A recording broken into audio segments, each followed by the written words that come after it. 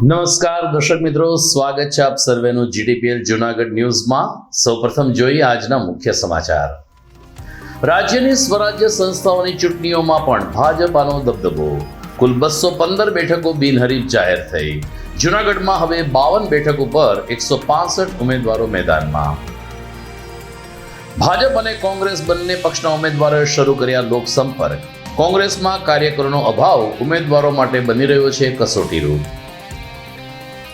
ભાવદીન વિનયન કોલેજના છાત્રોને માર્ગ સુરક્ષા અને સલામતી અંગે જાગૃત કરતા જિલ્લા કલેક્ટર અને આરટીઓ અધિકારી।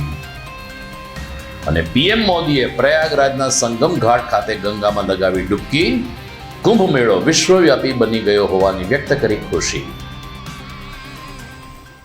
તમામ સમાચાર આપણે વિગતવાર જોઈએ તે પહેલા લઈએ એક બ્રેક।